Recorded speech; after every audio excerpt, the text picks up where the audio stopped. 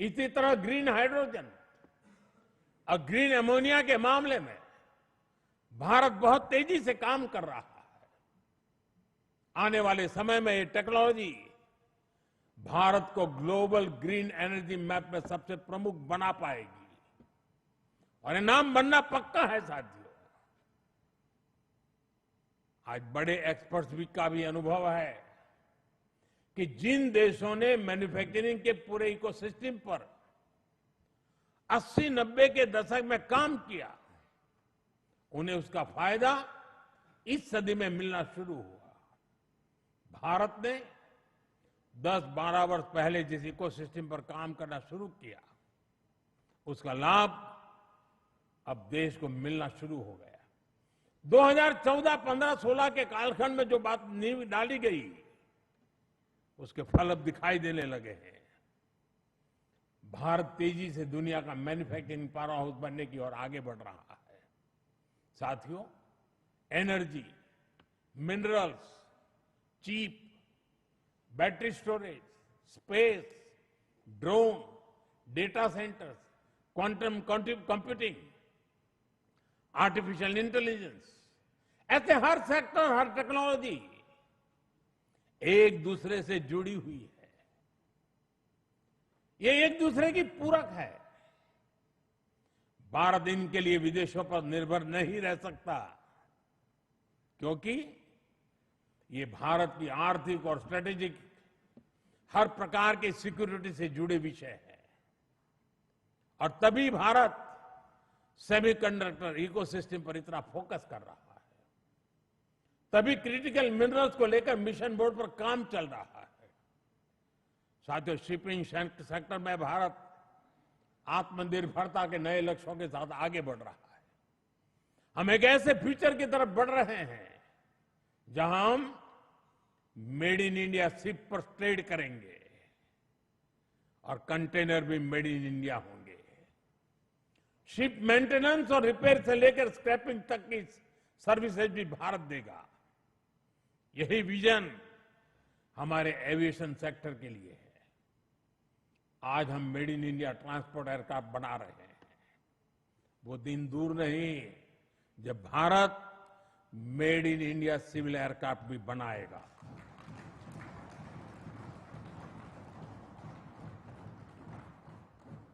देशवासी made in India विमान में ही यात्रा करेंगे, वो दिन मैं देख रहा हूं दोस्तों। साथियों, ये सदी टेक्नोलॉजी की है, डेटा की है। आज विश्व के सबसे बड़े और आधुनिक डेटा सेंटर्स भारत में बन रहे हैं। यही भारत की ग्लोबल सप्लाई और वैल्यू चेन का मजबूत पिलर बनाएगी। हमने यूपीआई के माध्यम से दुनिया को दिखाया है कि भारत कम से कम समय में टेक्नोलॉजी का इतना विस्तार कर सकता है। हमने दिखाया है कि हमारे युवाओं का सामर्थ्य क्या है। अब एआई, डीप टेक और एडवांस टेक्नोलॉजी में हमारे युवा नया दमखम दिखाने के इरादे से आगे बढ़ रहे हैं। साथियों, आने वाले समय में 2 और सेक्टर्स में भारत का सामर्थ्य पूरी दुनिया देखेगी। ये सेक्टर है टूरिज्म और स्पोर्ट्स। ये दोनों भारत की इकोनॉमी के मजबूत पिलर बनेंगे। विशेष रूप से कॉन्फ्रेंस, एग्जीबिशन और कॉन्सर्ट के मामले में भारत एक ग्लोबल डेस्टिनेशन बनने के लिए अब पूरी तरह सज रहा है।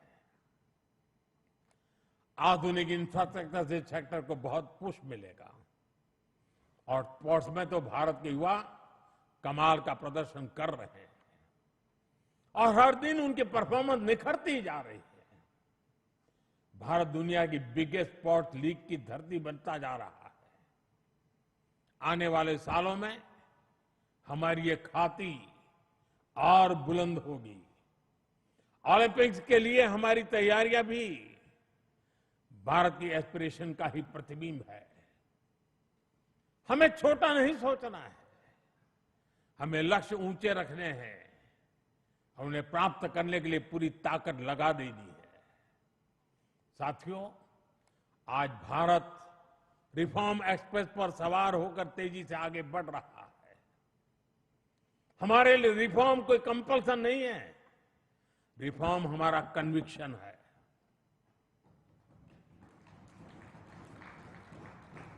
और देश भी निरंतर रिफॉर्म्स को सपोर्ट कर रहा है। साथियों, देशवासियों की सहभागिता की हमारी बहुत बड़ी शक्ति है।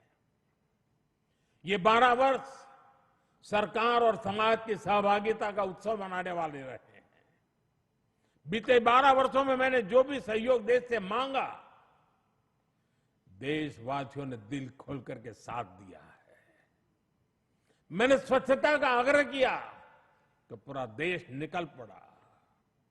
मैंने देश से डिजिटल पेमेंट अपनाने के लिए आह्वान किया तो भारत रियल टाइम ट्रांजैक्शन में दुनिया में सबसे आगे निकल गया। मैंने कोरोना महामारी के दौरान एकजुटता का, संयम का आग्रह किया तो देश ने एकजुट होकर उस महामारी का सामना किया। जनता ने कभी हमें निराश नहीं किया।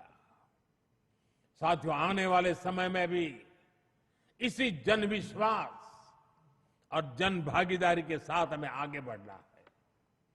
सबका साथ, सबका विकास, सबका विश्वास और सबका प्रयास, ये हमारा मंत्र रहा है। सबका प्रयास ही विकसित भारत के निर्माण की असली ऊर्जा है। हमें हर राज्य, हर शहर, हर गांव को जोड़ना है। अब समय आ गया है कि राज्यों के बीच नई प्रकार की तंदुरुस्त स्पर्धा, स्वस्थ स्पर्धा हो।